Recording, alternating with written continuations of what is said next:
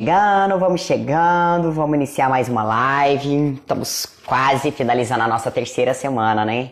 Que semana sensacional. Hoje vai ser um bate-papo muito bacana. Oi, Miriam, como é que você está? Tudo bem? Hoje vai ser um papo muito gostoso com o cardiologista, tá? Oi, Ale, tá tudo bem? Vamos que vamos.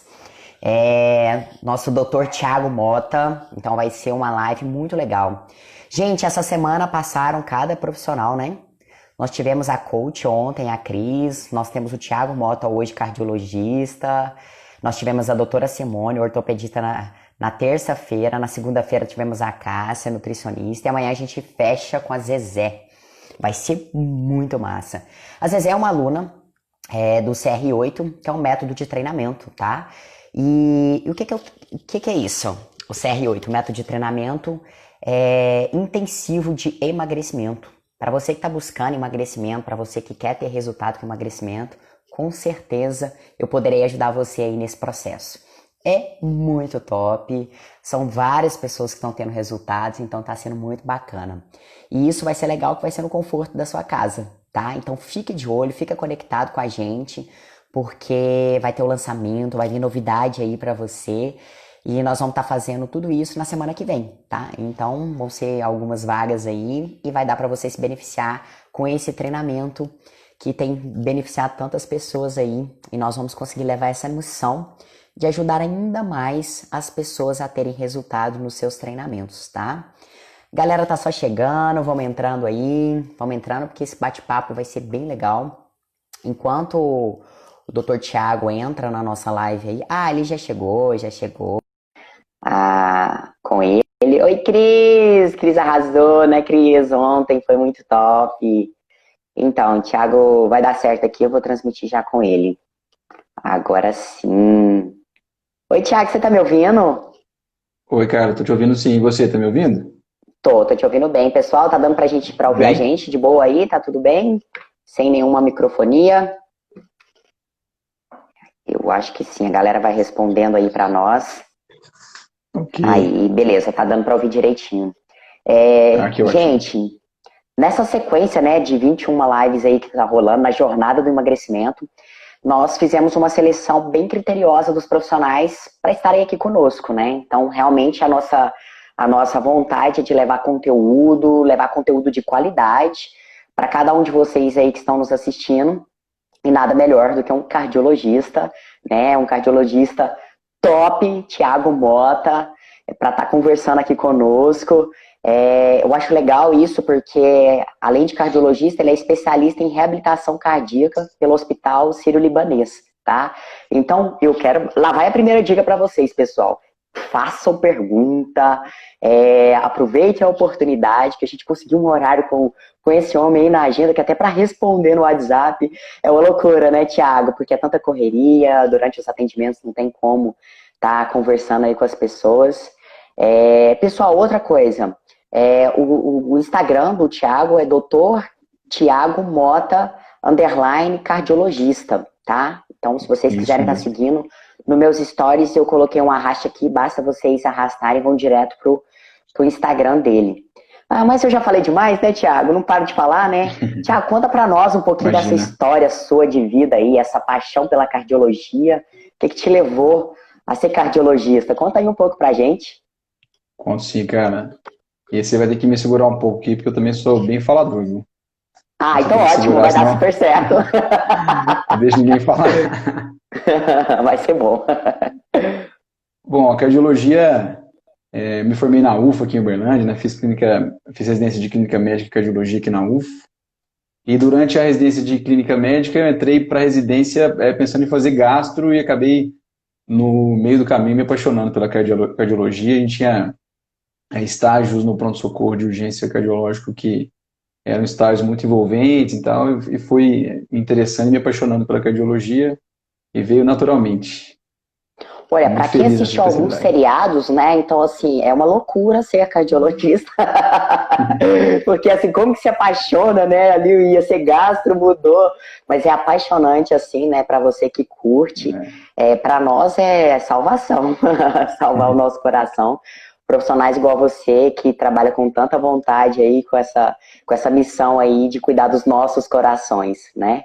Imagina. E, Thiago, eu quero que você comente com as pessoas, para nós, assim, quais são esses riscos cardiovasculares em relação às pessoas que são obesas? Ok.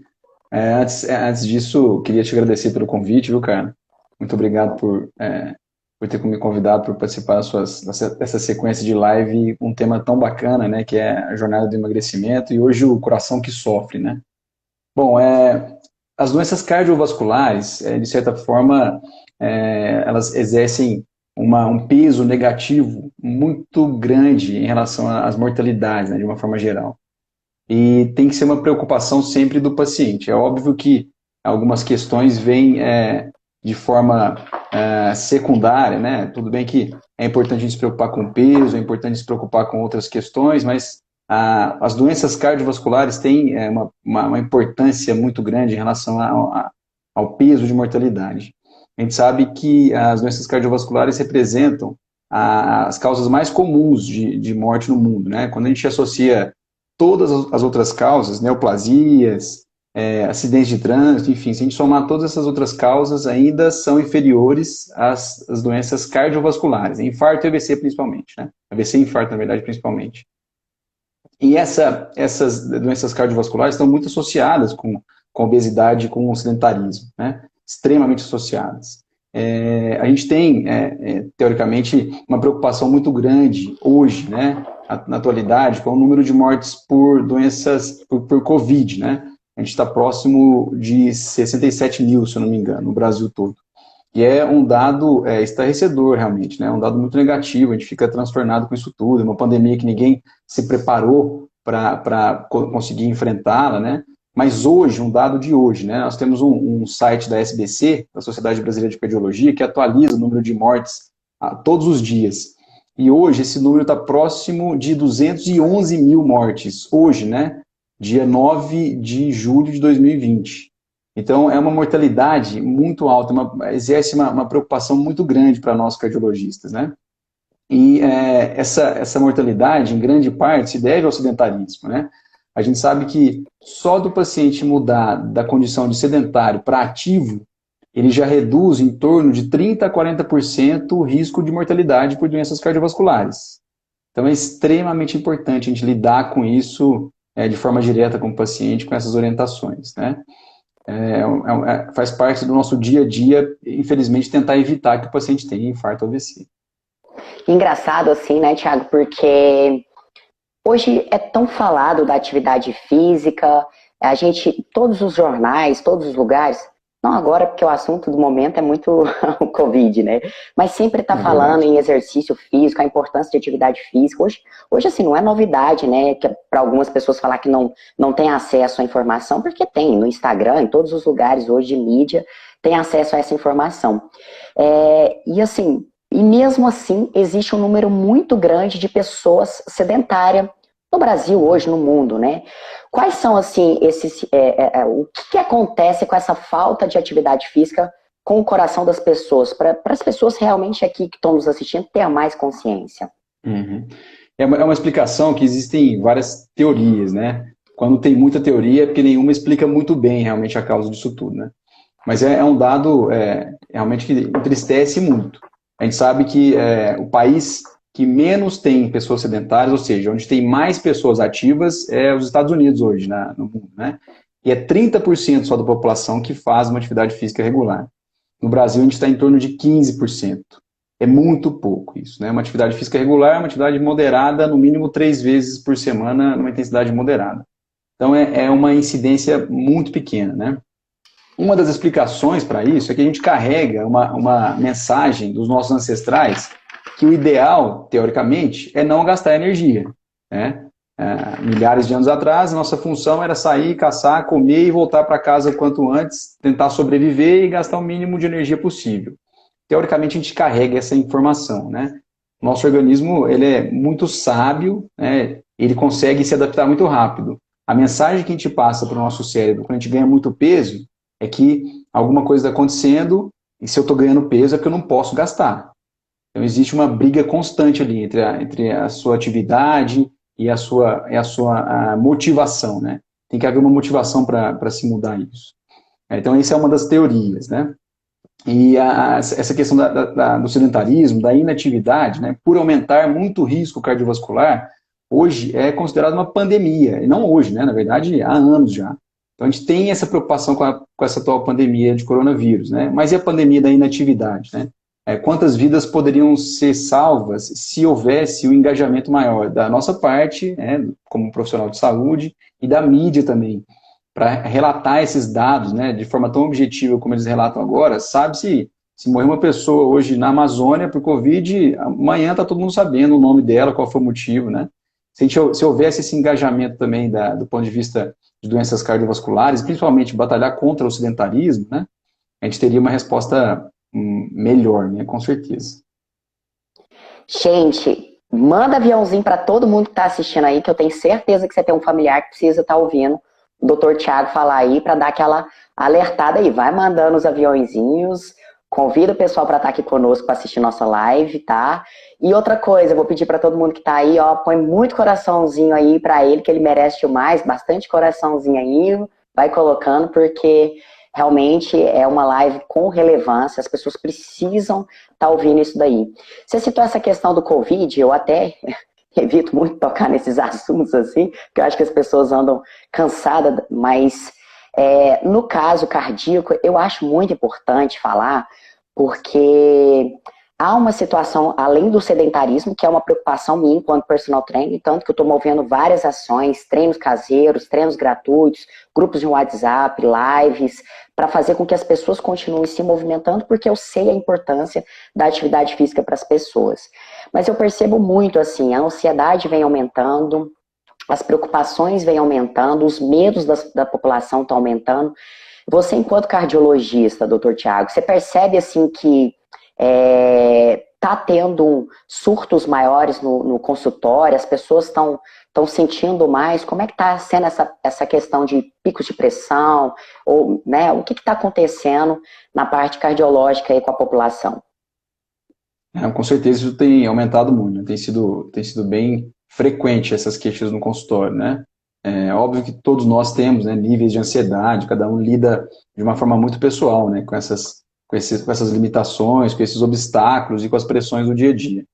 Mas, com certeza, a pandemia, o fato de gerar um isolamento muito grande, um distanciamento social, isso limita muitas pessoas, né? Você tem, às vezes, uma válvula de escape que é encontrar com seus amigos no final de semana, então encontrar com seu parente que você gosta, sua mãe, seus pais, avós, enfim. Então, isso tem gerado uma carga de estresse muito grande, né? Isso tem sido muito frequente, essa queixa no consultório. E a gente tem que tentar trabalhar com isso, né? Infelizmente, essas questões psicológicas ainda podem levar a uma coisa mais negativa durante mais tempo. Isso vai ser arrastado ainda, né? A gente sabe que essas consequências duram por mais tempo, né? E a gente eu acredito que a gente esteja numa fase mais positiva disso tudo. Acredito que num período mais curto a gente vai conseguir sair disso bem, mas as consequências psicológicas dessa pandemia, infelizmente, a gente vai ter que enfrentar isso por mais tempo à frente ainda. Tô vendo o pessoal comentar que se não morrer de Covid, morre de estresse, né? É igual você falou, né? Tem essa questão já que já existe há anos dessa pandemia, né? De mortes ali, de várias situações cardiovasculares mesmo, né? A gente está falando de exercício físico. O que para você essa questão de atividade física e imunidade? O que você fala em relação a isso? Bom, é uma das principais formas, né, que a gente tem de conseguir uma imunidade real mesmo, né? A gente tem visto aí com frequência algumas medicações que não têm comprovação científica alguma sendo utilizadas por vários pacientes, até mesmo indicadas por alguns profissionais de saúde, e a gente esquece que existe uma base celular importante para isso. Não é uma medicação que se toma uma vez, depois se repete 15 dias depois, que vai te dar alguma imunidade, né? Nem sempre essa reposição de vitaminas, mesmo que o paciente tenha uma hipovitaminose, não vai gerar uma resposta imune tão rápida. E não tem nenhum outro mecanismo, nenhuma outra ferramenta melhor do que uma alimentação adequada e atividade física regular para se ganhar imunidade, né? Não tem nenhuma ferramenta melhor do que essa. Inclusive, tem alguns estudos em andamento ainda, né? Isso é muito off-label, ainda não tem uma conclusão científica com uma evidência muito robusta ainda, mas se tem associado muito mortalidade com obesidade no Covid, né? Na infecção pelo coronavírus. E sabe-se que a obesidade, como fator isolado, é um dos principais fatores de um pior prognóstico. Isso está associado não só à questão, às vezes, respiratória, né? Porque existe um drive respiratório muito limitado, o paciente obeso, uma dificuldade de ventilar esse paciente, enfim, mas existe também um paciente muito inflamado por estar acima do peso, por ter uma vida sedentária. Isso gera uma queda de imunidade muito grande, uma evolução pior dessa doença, né? Então, com certeza, a atividade física é uma ferramenta fantástica para isso. A gente tem que cobrar e tentar orientar os pacientes quanto a isso, né? Nós, profissionais da saúde, né? Nas diversas áreas aí da saúde. A gente tem que cobrar isso mais do paciente. É tão importante. Para mim, é assim, é maravilhoso ouvir essa dica vindo de você, sabe? Porque, querendo ou não, tem peso a opinião médica. Né? Então, assim, a população escuta a opinião de um médico. Às vezes eu, Carla, enquanto eu vou falar, olha, é importante a atividade física, vai melhorar a sua imunidade, esse é o remédio mais barato e melhor para você. Exatamente. Às vezes a pessoa acha que eu estou puxando sardinha para o meu lado, para a minha profissão. Mas quando vem uma opinião de um médico cardiologista, tem peso e as pessoas param. Opa, peraí. Né? Então, assim, eu preciso. Principalmente os meus alunos que vêm, às vezes, de um cardiologista e falam assim, Carla, se eu não treinar, eu vou morrer. Né, que as pessoas escutam mesmo, então realmente é uma opinião que tem peso demais, o Thiago. E a gente escuta muito uma versão assim, a saúde está nos pés, né, das pessoas. Hoje uma grande parte de médicos, né, principalmente cardiologista, solicita, indica, fala para as pessoas fazerem atividade aeróbica, né? Uma atividade de baixa intensidade, fazer nem que seja uma caminhada. O que você fala para as pessoas em relação ao exercício aeróbico, esse tipo de exercício que dá segurança para a pessoa estar fazendo sozinha? É muito interessante isso, porque também eu sou um pouco suspeito para falar, porque eu sou bem adepto da atividade física. Eu acho que isso, antes de ser também prazeroso, é o caminho melhor, não o mais curto, mas o melhor para uma saúde de verdade mesmo, né? A gente sabe que desde a década de 90 existem muitos estudos mostrando os benefícios da atividade física regular, né?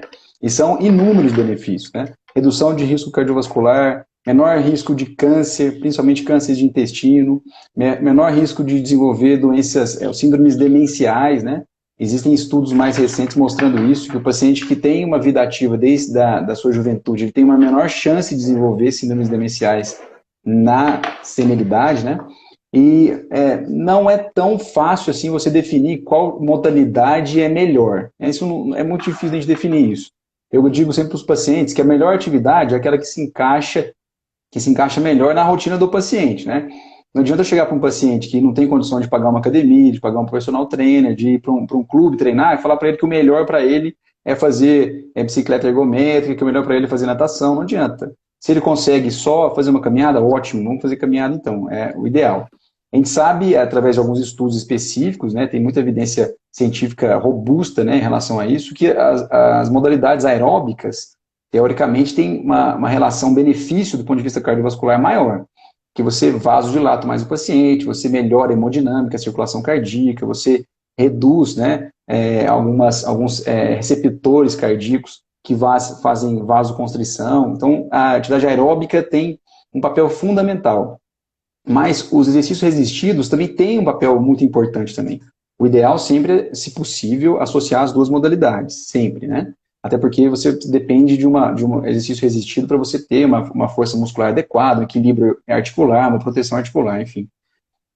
Mas tem um estudo recente que eu li, do pessoal lá da USP, da reabilitação, mostrando os efeitos do exercício resistido para redução de pressão arterial. Então é algo fantástico, né? A gente achava que só o exercício aeróbico melhoraria, mas não.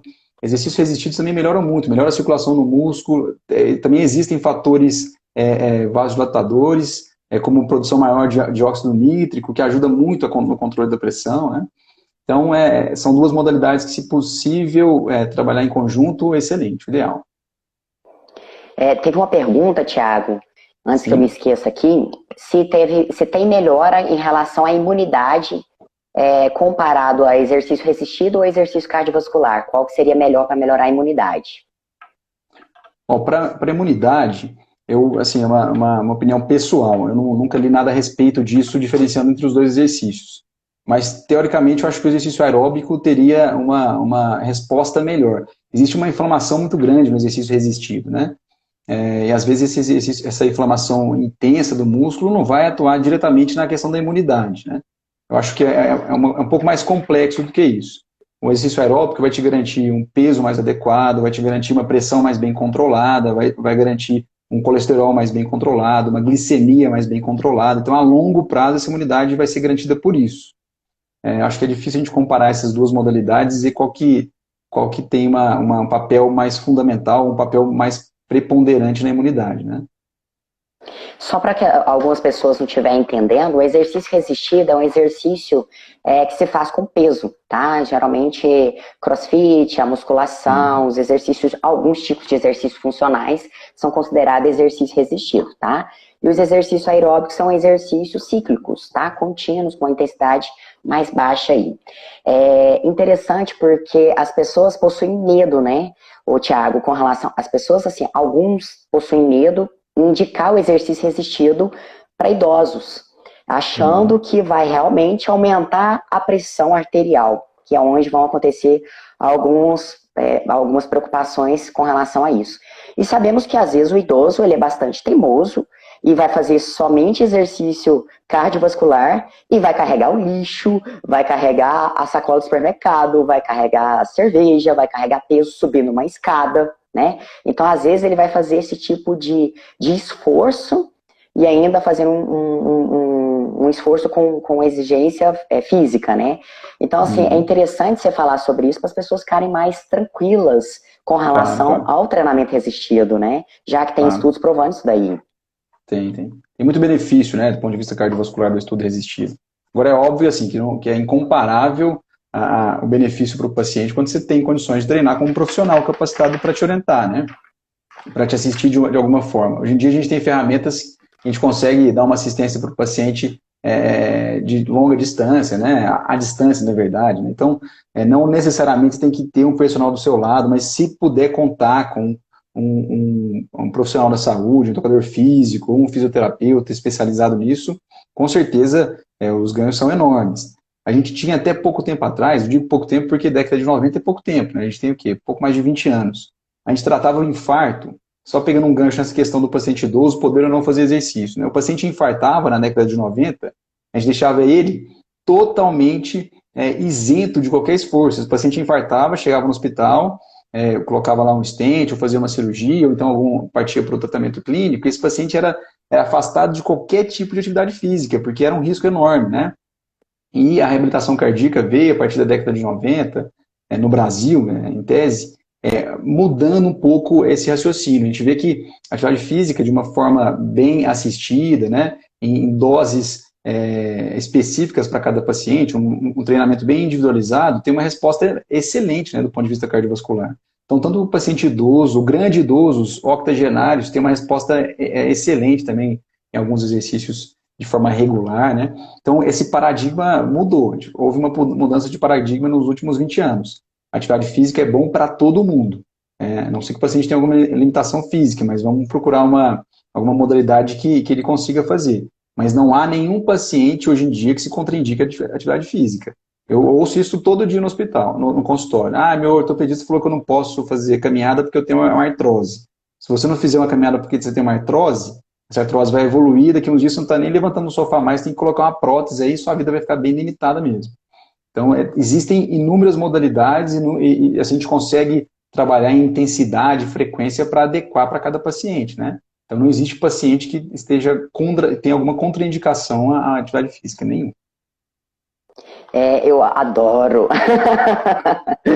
Não tem como hoje, com a diversidade de exercícios que possui, a pessoa não se encontrar, né? Que seja uma dança, um exercício na piscina, ao ar livre. Existem tantas variedades de exercício físico que pode estar sendo feito, que as pessoas vão se encontrando, né? Você fala com relação a esses cuidados que veio da década de 90, hoje, com relação até mesmo às reabilitações cardíacas. Como que você fala para as pessoas de casa poder ficar tranquilas quem já passou por alguma situação que precisou, às vezes, colocar algum stand ou teve, né, qualquer tipo de situação para ficarem tranquilos com relação a essa reabilitação cardíaca aí. Ainda mais vindo de um especialista, né, Thiago? Bom, o ideal sempre, cara, é a gente tentar fazer uma avaliação prévia desse paciente, né? Definir quais são os fatores de risco do paciente. Não fatores de risco cardiovascular, não. Fatores de risco pro exercício, né? Tentar definir primeiro, qual que é a intensidade de exercício que esse paciente está apto a fazer, e não só definir qual que é a intensidade com segurança, mas também definir a intensidade com segurança e com benefício, né? Do ponto de vista cardiovascular. Porque senão a gente faz um exercício também com uma intensidade muito baixa e isso não garante tanto benefício.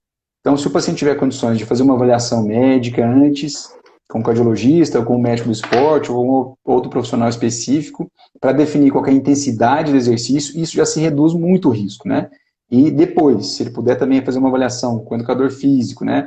Uma avaliação de consciência corporal, uma avaliação de força muscular, né? Definir quais são as intensidades adequadas para esse paciente, para evitar lesões. A gente morre de medo do paciente ter uma parada cardíaca na academia. Eu, graças a Deus, nunca vi. Né? Agora, lesões musculares é todo dia, tem várias lesões musculares, porque a gente treina muito errado, a gente às vezes exagera na intensidade, né? Então, se o paciente tiver condições de ter uma assistência de um profissional, ele vai reduzir muito o risco, tanto do ponto de vista cardiovascular, quanto do ponto de vista ortopédico e muscular também. Tiago, você entrou numa questão que, assim, eu percebo demais, né? Dentro da Vila Fitness, eu sempre peço, né, os exames para os meus alunos, o check-up, o acompanhamento médico, de preferência uma liberação que está apto, mas eu precisei até mesmo fazer um termo de responsabilidade que a pessoa estivesse apta para fazer atividade física, porque muitas das pessoas, eu não sei se resistência, eu não sei o que é, geralmente não vem, né, com esse atestado médico de que está apto para fazer atividade física. E eu percebo também que as pessoas não têm o hábito de ir no cardiologista antes dos 40 anos, assim. Eu falo porque eu sempre fui, mesmo que seja por curiosidade, queria fazer os testes, queria fazer, né, um esforço máximo, eu falava, nossa, eu tenho que ir, né? E você acha que ainda há um preconceito das pessoas, ou desinformação? Porque eu vejo muito essa necessidade dessa avaliação, desse diagnóstico médico para nós, na hora de prescrever um treino. É muito importante isso, né? Como que está sendo para as pessoas? Tem procura, não tem? Como que seria esse tipo de trabalho para as pessoas estarem fazendo uma avaliação? Sim, existe, na verdade, um pensamento sempre muito otimista, né, de que nada nunca vai acontecer conosco. Ainda mais se a gente for jovem, né? Nunca vai acontecer isso comigo, nunca vou infartar, eu não tenho absolutamente nada. Eu nunca fui ao médico, nunca não sinto nada, né? Infelizmente, as doenças cardiovasculares são silenciosas, né? A pressão alta, por exemplo, é uma doença que, na grande maioria das vezes, não dá sintoma algum. A gente sabe que em torno de 50% dos pacientes que têm infarto ou AVC, o primeiro sintoma de doença cardiovascular foi o próprio infarto e o AVC. Então, ele não houve nenhum sinal ou sintoma clínico antes que chamasse atenção. Então, a gente tem que, um pouco, às vezes, existem algumas dificuldades, né? Esse acesso, né, à saúde de qualidade não é para todo mundo, às vezes. O plano de saúde às vezes desenvolve alguns mecanismos que dificultam, né, a saída do paciente, a realização de alguns exames, mas é óbvio que tem que haver uma orientação. Teoricamente, hoje em dia, a gente sabe que pacientes acima de 35 anos que vão fazer atividade física, eles têm que passar por uma atividade, por uma avaliação médica. Nem sempre isso requer um exame específico, um teste ergométrico, um teste ergoespirométrico, um ecocardiograma, por exemplo. Mas pelo menos um eletro é bom fazer, uma avaliação dos fatores de risco é bom de fazer no consultório. É bom te avaliar as histórias de doenças familiares, né, que isso diz muito do seu risco cardiovascular. Então, é um hábito que a gente tem que ter realmente, né? Tem que ter esse medo. A atividade física é bom demais, como eu te disse, não existe nenhum paciente que tenha que seja proscrito, que esteja impedido de fazer. Mas também a gente tem que ter uma avaliação prévia para não correr nenhum risco, né? E tem um detalhe que eu acho que eu sou muito otimista, sabe, cara? Eu tento enxergar as coisas com muito otimismo. Eu acho que essa pandemia, óbvio que é dentro de todas essas doenças, essas notícias negativas, acho que pode surgir uma coisa positiva, que é uma mudança de paradigma. A gente tentar encontrar uma resposta para ir atrás da saúde, não só através de medicações, né, ou de tratamentos convencionais. A gente tem que tentar procurar a saúde na forma de prevenção mesmo, né? A gente está vendo aí, não importa se o paciente está no Sírio-Libanês, não importa se o paciente está no SUS, Não importa muita coisa, importa qual que é o grau de saúde dele, o que ele fez até agora para garantir a sua saúde. Se é um paciente saudável, ele vai evoluir muito bem com a sua doença. Se não for um paciente com hábitos saudáveis, infelizmente tem um prognóstico ruim, né? Então, o que você fez até aqui, o que você correu atrás da sua saúde, importa muito, né? Isso é muito sólido, né? É a base de tudo, né? Não é só medicação e exame, não. Gente, coloca muitos coraçõezinhos aí pro Thiago, porque ele merece, show de bola. Essa live realmente tem que ser muito compartilhada para as pessoas, porque é muita coisa, muito conteúdo, muito top, viu, Thiago? Teve uma pergunta, o pessoal tá aqui comentando, eu tô vendo os comentários, tem uns que eu fico rindo aqui da galera, muito massa. Teve uma pergunta seguinte, da Miriam, tá, que eu vi aqui, ela estava tomando duas medicações por dia e estava obesa, começou o seu processo de emagrecimento e ela reduziu a medicação. Isso acontece devido à baixa de peso, as pessoas reduzem a medicação, pode ficar até mesmo sem a medicação de remédios, né, para pressão? Pode, isso acontece muito, né? Isso acontece muito. A gente sabe que o paciente obeso, que tá, na verdade a gente nem chama mais de paciente obeso, né? O ideal é a gente falar que é uma condição isso, né? Então é um paciente com obesidade, né? É uma tendência hoje a gente chamar o paciente assim, dessa forma, um paciente com obesidade. Porque não é um estado de espírito, né? Não é um juízo de valor que se faz de um paciente que está acima do peso. É uma condição, né? Exatamente. Então a gente tem que se romper essa barreira mesmo. Mas isso é muito frequente, o paciente consegue perder peso. A gente tem uma continha que é óbvio que não é exata, né? Mas é bem aproximada, estudos mostram isso, que a cada 10 quilos de peso que o paciente perde, ele pode reduzir em torno de até 20 milímetros de mercúrio na sua pressão. Então, vamos supor que a pressão média do paciente é em torno de 17/9, tá hipertenso, né? Ele perdeu 10 quilos, já cai para 15/9, perde mais 10 quilos, já cai para a normalidade.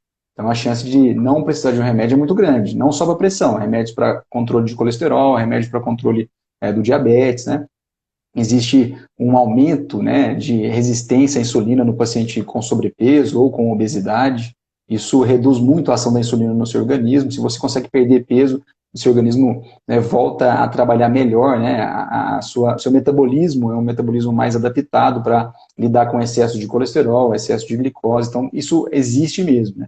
Isso é muito frequente, inclusive nos pacientes que são mais adeptos à atividade física, que têm isso como uma forma mais regular de prática, né? A gente vê isso com frequência. Ainda bem, né? Então, tem como a gente provar que realmente a atividade física melhora muito, pode até reduzir o número de remédios que você usa. Carol fez um comentário aqui. Apenas a tireoide que não tem relação. Triste isso, ela comentando aqui. Na verdade, a questão da tireoide, ela é um tema bem polêmico também, sabe? Porque esse ganho de peso que é causado pelo hipotireoidismo é extremamente controverso isso, né?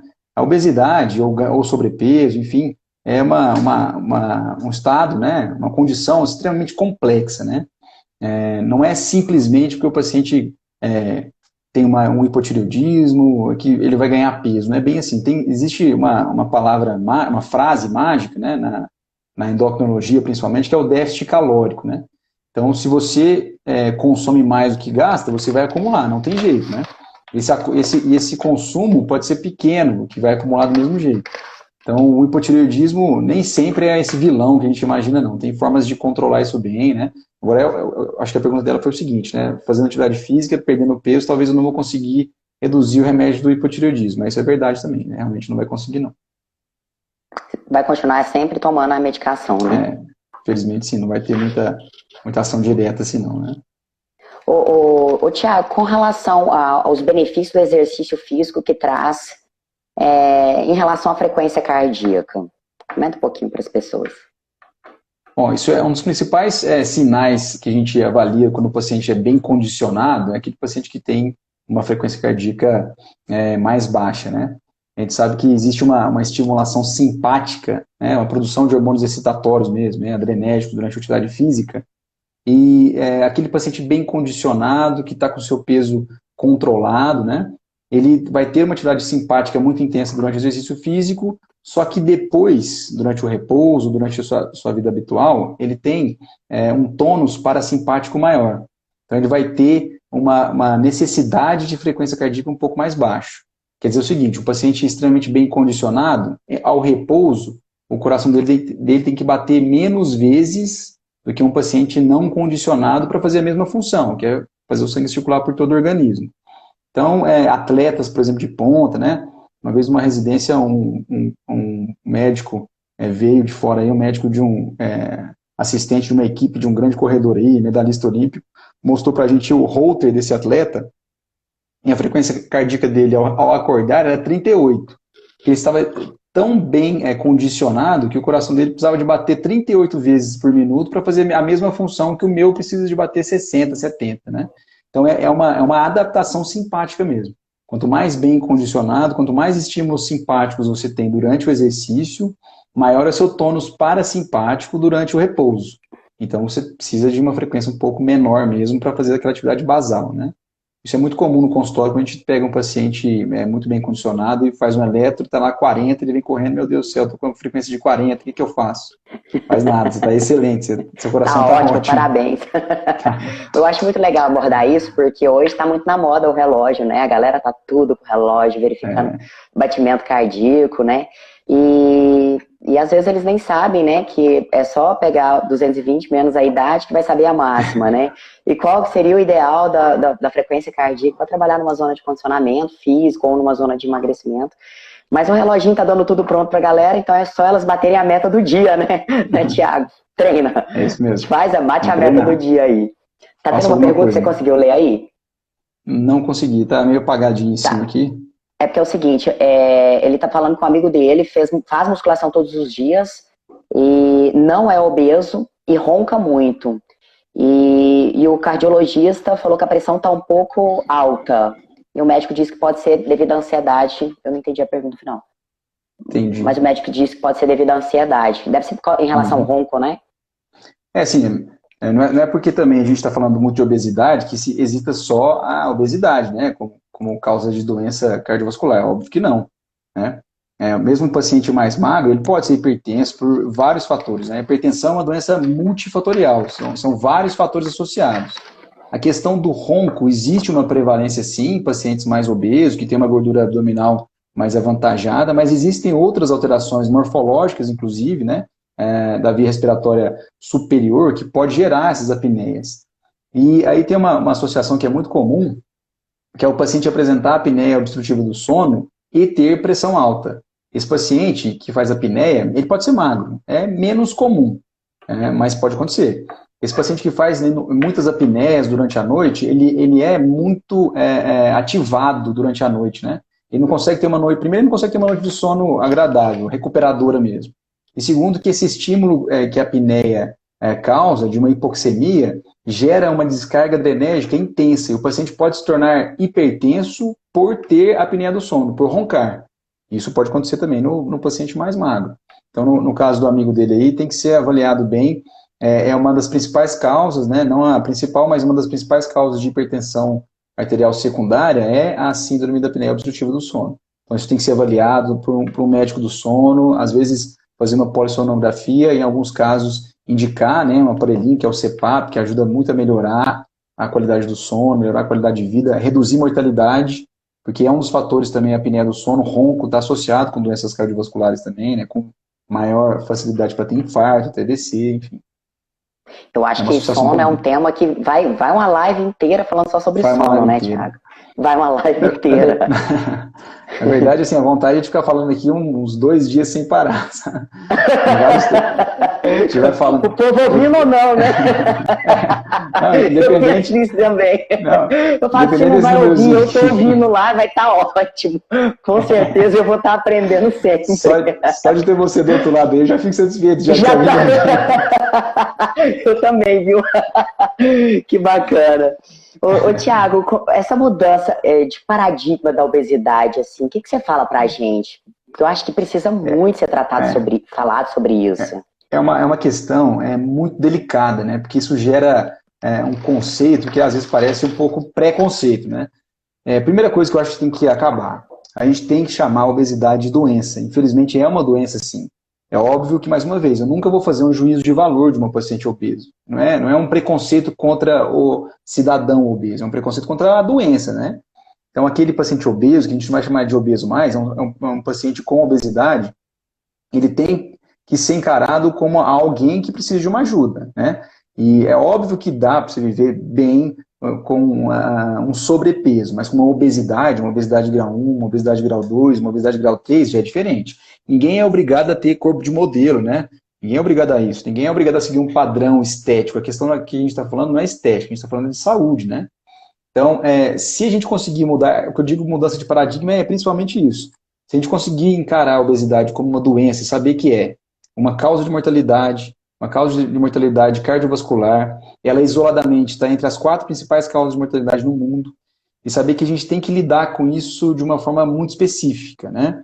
É óbvio que a atividade física e a dieta são importantíssimas, muito importantes. Então, isso parte primeiro de uma boa orientação, né, do médico ou de outro profissional de saúde. Parte também de uma motivação do paciente, né? É um processo complexo, é longo, mas tem que ser iniciado. A gente não pode esperar essas coisas evoluírem muito e partir para um tratamento mais invasivo. Mas também a gente tem que discutir que, em alguns casos, existem medicações que podem ajudar muito o paciente, né? A gente não pode ter preconceito também com algumas medicações. É óbvio que tem que ter muito cuidado, né? Existem muitos profissionais aí que são donos da razão, né? Que não têm um conhecimento muito amplo dessa área específica e fica ludibriando o paciente com tratamentos mágicos, né? Isso não existe tratamento mágico para obesidade. Ninguém vai perder 20 quilos em 6 meses de uma forma natural, que é o correto, né? Se isso acontecer, está sendo utilizado medicações que às vezes não deveriam estar sendo utilizadas, né? Então, discutir com o paciente quais são as possibilidades de medicação para esse paciente, se há realmente uma necessidade de medicação. Existem boas medicações, inclusive aprovadas, né, pelo FDA nos Estados Unidos, pela Anvisa no Brasil. Existe a opção da bariátrica, que também é uma forma de tratamento extremamente útil e eficaz. Metabólico mesmo, né? É, metabólico. Óbvio que para pacientes específicos, né? Eu não vou indicar isso para todo mundo que tem sobrepeso ou obesidade grau 1. Existem recomendações, existem diretrizes que traçam uma conduta específica para cada paciente. Então, vai ter um paciente que se encaixa bem na indicação de bariátrica, por exemplo. Então, quando eu digo mudança de paradigma, é principalmente isso. A gente encarar como um estado patológico mesmo, né? Que tem que ser mudado, que tem que ser tratado, ou seja através de tratamentos não medicamentosos ou medicamentosos também, mas tem que se iniciar. A dieta é muito específica, né? A questão da dieta é muito difícil. Você falou com o nutricionista também, teve uma live com o nutricionista, é muito complexo isso. Eu sempre digo para os pacientes o seguinte: se existisse uma dieta excelente, não haveriam tantas opções de dieta, haveria só uma opção, só aquela é excelente para todo mundo. Então não dá para a gente falar que a low carb é bom para mim, vai ser bom para você, a low protein é boa para todo mundo, o jejum intermitente é ruim, é péssimo, não dá para a gente falar isso. Cada paciente tem uma especificidade. Então, pode ser, essas determinadas dietas podem ser muito boas para determinados pacientes, né? A gente tem que saber agora definir o que vai encaixar melhor na sua rotina, o que vai encaixar melhor no seu dia a dia, né? Qual modalidade de atividade física que vai se encaixar nas suas possibilidades, né? Qual dieta você está afim de fazer também, tem isso tudo, né? Sempre que algum cliente me procura, né, que quer saber minha opinião em relação a essas situações que você abordou, tipo de dieta, se faz ou não faz bariátrica, se toma ou se não toma medicação, seguindo o protocolo de fulano. É interessante que eu sempre avalio isso. Falo, cara, você é contra ou você é a favor, né? Eu falo, não sou contra nem a favor. Depende Exatamente. de quem e o porquê que você vai estar utilizando essa metodologia para aquela atual situação. Tem gente que quer fazer jejum intermitente, por exemplo, está numa vida estressante, está numa fase de trabalho e a pessoa já está ali, não consegue, né? Então a pessoa tem que avaliar se aquela opção que ela está escolhendo vai estar de acordo com o estilo de vida dela, com a vida dela, né? Então isso realmente é muito importante. Você entrou na parte de medicação, Thiago, eu gostaria que você falasse para nós os riscos desses remédios para emagrecer, né, com relação ao coração mesmo, porque a gente vê assim, o fulano que passou por Beltrano, às vezes não é nem prescrição médica, né, as pessoas já vão comprar, dá o seu jeito, né, brasileirinho ali, seu jeitinho, consegue medicações, e vou te falar mais ainda, né, tomam escondido da gente também, né, do personal também. Você está atendendo a pessoa, você acredita que ela está alimentando, ela não conta para você as medicações que tomam, né, o que está fazendo. Quais são esses riscos que a pessoa tá correndo aí de fazer esse uso de medicamento para emagrecer? Bom, é assim, são várias opções de tratamento que existem hoje em dia, né?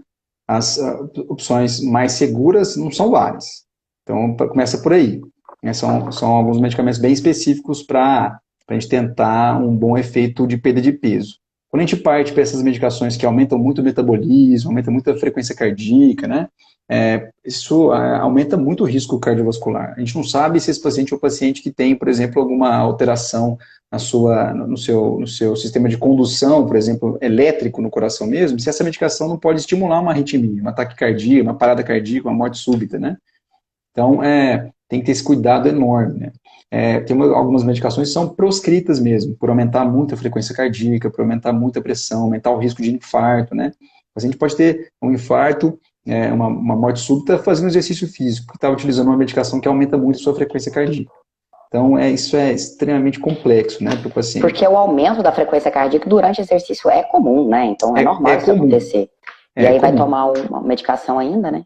Que aumenta mais ainda, né? Verdade. Que, Agora, isso não é fácil para o paciente. O valor, peraí, deixa eu achar aqui. O valor da referência da pressão arterial para uma pessoa com sobrepeso será sempre tradicional ou varia? Não, a gente não define assim a pressão ideal por pessoa, né? Existe aquela pressão que é o ideal para todo mundo, né?